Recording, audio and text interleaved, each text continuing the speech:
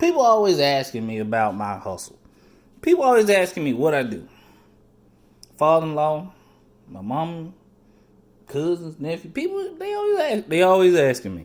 They said, man, you always been hustling like this? And I was like, yeah. And I always tell people, when I have time, I tell them the story about when I was like 12 years old. That's when I first started hustling. Let me tell you how I got into the game. I was 12 years old, man. I used to, I was a kid, I'm middle school, I think. I'm grown now, right? But he used to be this guy in the neighborhood, man. He always had this blue bag with AmSouth on it, which y'all know about AmSouth Bank.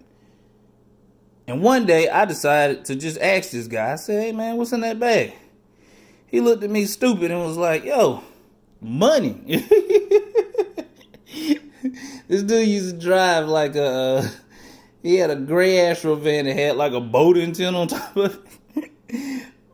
He was cool though, you know what I'm saying? And I said, how you get the money in there?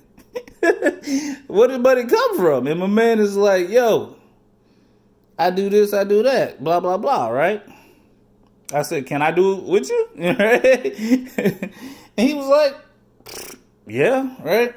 Turns out my man was like the plug, you know what I'm saying? He was a distributor of candy. Literally candy. I ain't saying like as a euphemism or a code word. No, actual candy. This was like before the rise of Walmart and, the big box stores where you could buy bulk candy.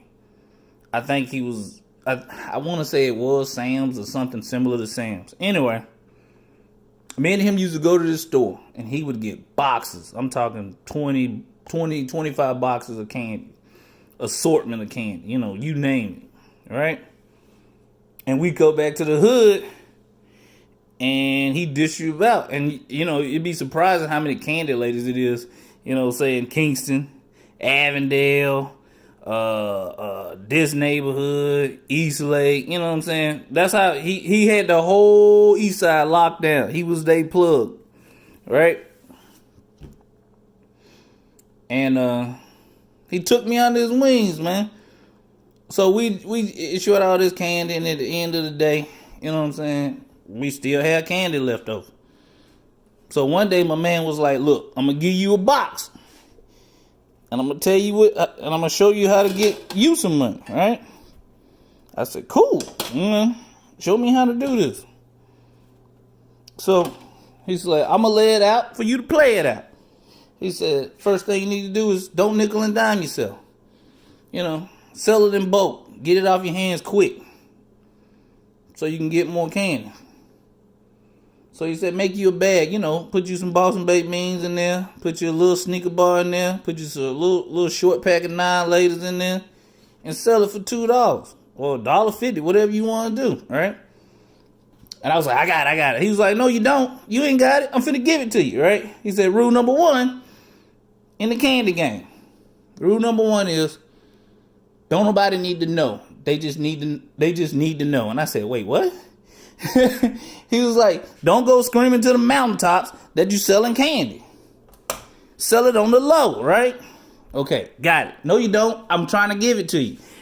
That's what he said to me. He said, okay, rule number 1 is don't ever have the candy and the money on you together. Do not have it on your person ever.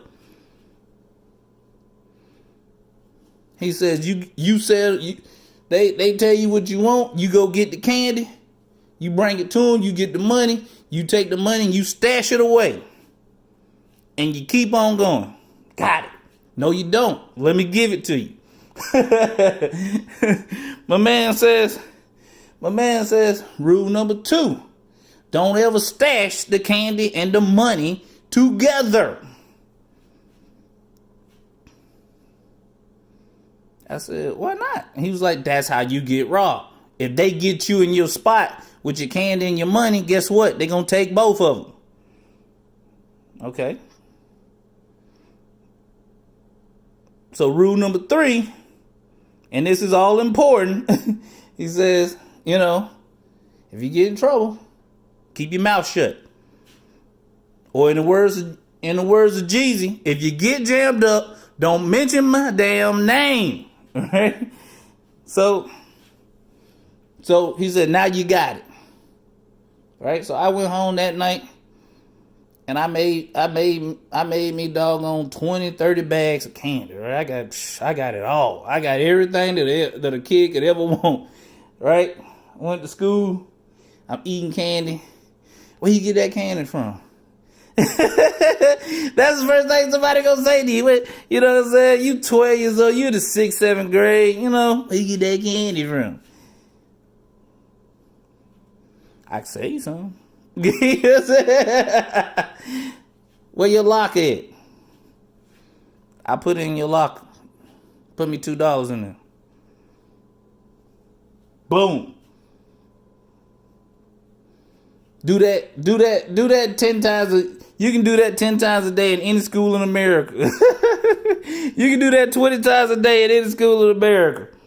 That's what I used to do. On the low. Nobody even had a clue that I was selling candy. Because if you ask me, I'd be like, I don't know what you're talking about. You know what I'm saying? You know what I'm saying? Meet me by the gym. Right? So one Saturday, I'm hustling. I'm in Avondale. Now, no disrespect, but some of the most ratchetest, most grimy,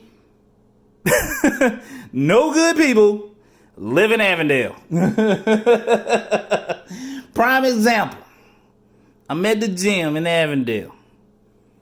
I'd sold 50 bags of candy. And these boys, I remember, I can't think of this fat boy name, this fat joker. I swear to God, man, if I saw him there, I'd punch him in his goddamn back of his head. This fat boy, and what's that other dude's name? He's blackish. I can't stand his name. I had to fight them like all the time, by the way. Anyway, these two jokers tried to jump me because they just knew that I had the candy and the money. Somebody had told them that I had candy and I had money. These two jokers tried to jump me, right? And the one dude, he was all big, man. You know, sometimes you take an L, right? So they hem me up, right? I ain't got no money. I ain't got no candy on me or nothing. They mad as hell, right? I'm like, man, why y'all messing with me? They was like, we know you got some candy. We know you got some money. I was like, yeah, right. You know what I'm saying? Anyway. But, man, I think about those days, man. All I wanted to do was just, you know what I'm saying? All I was doing was just taking, you know, wanting to be one of the kids, you know, take a little burden off your mama. You know what I'm saying? Because I grew up one of these kids, well, my mama couldn't always drop $200 for sneakers. You know what I'm saying? I remember at an early age, you know what I'm saying, you know, coming to the thought process, you know, I grew up quick. You know what I'm saying? I come into the thought process that if I get a lesser pair of shoes that my mom can afford, you know what I'm saying? Everything will be cool. So that's what I would do a lot of times. I'd pick shoes that were lesser priced in order to, you know what I'm saying, for my mom to be able to buy me and my brother both shoes, or me and my brothers and sisters, you know, clothes and shoes. And then when I started hustling, I just, you know, go out and get it on my own. You know, a lot of times mamas ain't gonna question you, you know what I'm saying? She ain't gonna say, you know, she may say where you got them shoes from, and you be like, well, I've been doing this, I've been doing that. But when I think back about it, I was like, oh my God. Like, when I think about it now, I was a goddamn dope boy. Oh God, Jesus, right? Because essentially, that's how the game works. Like I said, I ain't never get caught with no candy on me. I ain't never get robbed. You know what I'm saying?